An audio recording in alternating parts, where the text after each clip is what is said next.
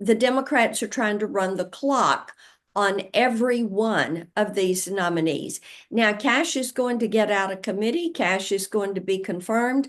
A little bit later today, we are going to confirm Robert F. Kennedy Jr. All of these nominees are going to get through. I'm like you, I would like for the pace to be a little bit faster, but the Democrats, when they have the opportunity to run that 30-hour clock, they are running that clock. Leader Thune is doing a very good job of managing this situation. You're listening to the Alec Lace Show. The future is family. All right, joining me now, Senator Marsha Blackburn. Welcome back to the Alec Lace Show. I'm delighted to join you. Thank you. It's always awesome to see you. I know you had a chance to be at that historic moment. You got a chance to see President Donald Trump at the Super Bowl there, first time for a sitting president. What was that experience like for you? It was so exciting to be with President Trump this past weekend and then to travel to the Super Bowl with him. You know, it was so exciting to see how the crowd in the Superdome responded to him. And they cheered for him. And as we landed Air Force One and then drove to the Super Bowl, even though it was raining, Alec, the highway was covered with people who were there to cheer President Donald Trump and to see him. They were waving flags and standing in the back of the pickup truck and along the highway. And what a wonderful reception for him. It really is amazing. And it's hard for me to believe that we've never had a sitting president at the Super Bowl before. It's such an American event and experience. And so to have him be the first one, I think was perfect. Plus, the Super Bowl kind of went the same way the election did. It was a blowout, and Pennsylvania came up big. You know what, they really did. And I think the Eagles really soared. And it was a little bit of a surprise that they were running away with it like that. But you know what? We were happy to have Dave McCormick, who is the new senator from Pennsylvania, with us. And of course, he was elated. I would imagine. Yeah, I had him on the podcast during his campaign. I was great to see him get in there too. So I know you. Another one of these events you were at was the executive order signing to keep men out of women's sports. This was something that Trump campaigned heavily on. I know it was something important for you, and you got to share that moment with so many young female athletes, so many other women like Riley Gaines that was there, that was a big proponent of this, who had to face this in her own career. So what was that moment like for you to finally see that get done? As you mentioned, I've got several pieces of legislation that would protect women and girls in sports and set aside a day, October 10th, which Roman numerals XX, to be American Girls in Sports Day. But protecting these young girls, protecting Title IX for their opportunity to have equal access to competition and success is an imperative. And I was thrilled that President Trump jumped out in front of this issue and grabbed it and had this executive order signing. You know, Alec, it really jump starts the efforts that Senator Tuberville, Senator Britt, and I have to protect women in girls' sports. So we were all thrilled to be there and be a part of this.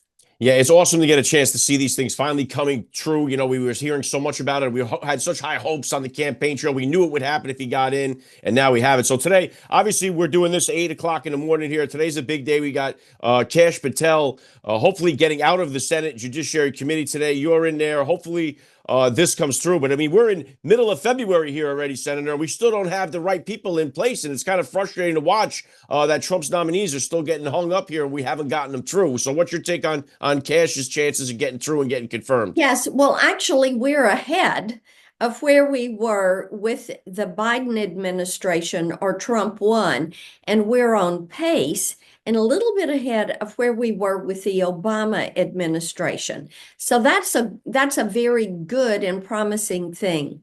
The Democrats are trying to run the clock on every one of these nominees. Now, Kash is going to get out of committee. Kash is going to be confirmed. A little bit later today, we are going to confirm Robert F. Kennedy Jr. All of these nominees are going to get through.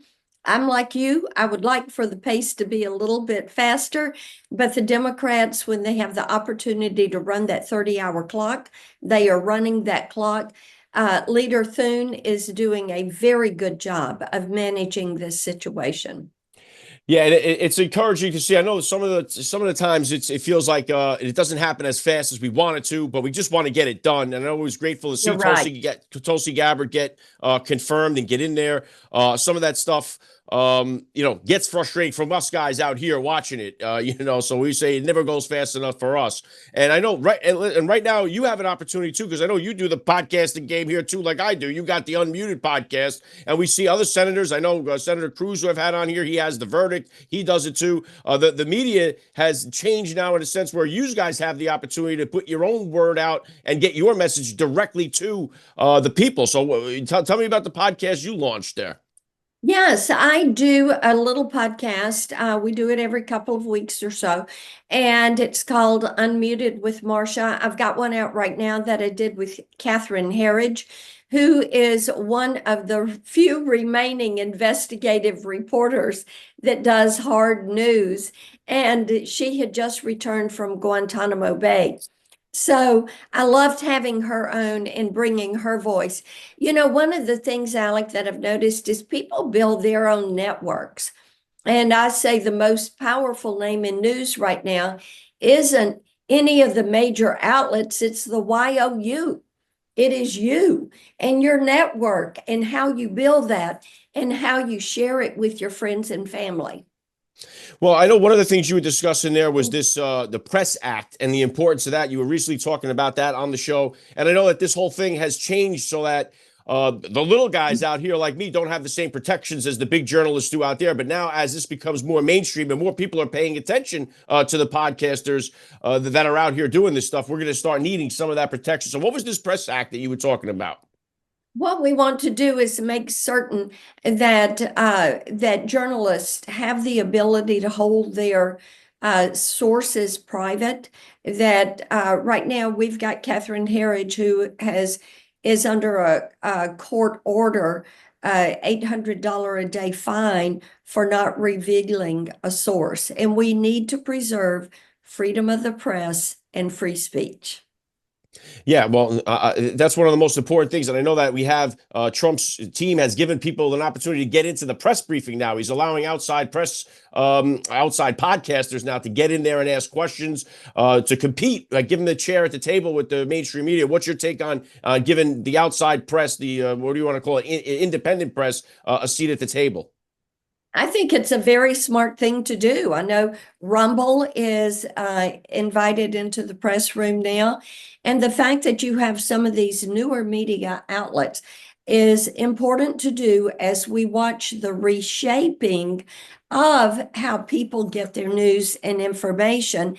And as I said, people don't want opinions, they want facts. And we've seen this bear out as the American people have been watching C-SPAN to watch these confirmation hearings. Isn't it amazing? I mean, Yeah. people are tuning into C-SPAN, they're watching these hearings, and I have friends who had never watched a congressional hearing that started watching these with the Hegseth hearings, and they've stayed with them. Well, we've never seen anything like this. I was actually with the Navy SEALs on Hegseth's confirmation hearing. That they did a march on Washington. So you had about 100. You had about 100 Navy SEAls, hundreds of other veterans that did a march for him. This was historic. They had never done this before, showing up to Washington for a Secretary of Defense. But it's because of President Donald Trump's leadership, what he's promising, and what he's doing with our military, getting the wokeness, the DEI out of there. So it's President Donald Trump that sparked an interest, not just with the population here, but with everybody, with the military, all these people. And Donald Trump has really just reshaped the entire landscape of Washington, D.C. here. You're right about that. And people are paying attention and they are liking what they see.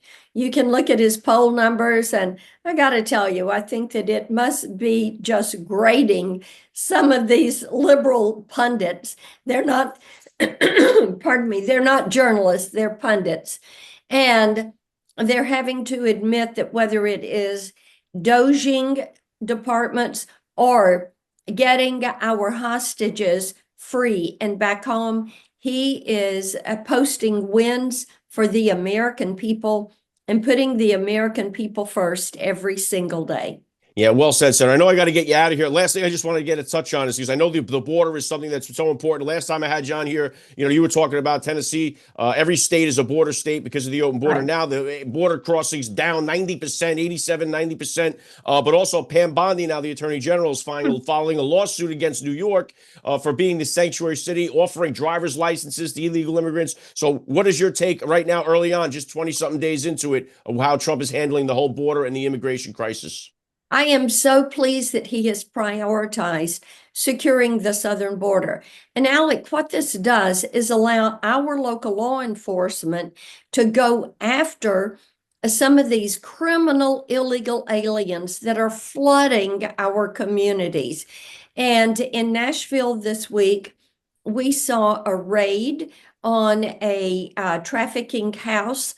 It was 8 that they arrested, and they are arraigning those individuals. 2 of them, 2 were Tren de Aragua and linked to that gang. So this gives law enforcement the opportunity to participate in these deportations, to apprehend and detain these individuals, to call ICE.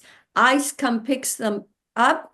And as we have seen, they're using Gitmo and to house many of these, so thereby they are out of the country.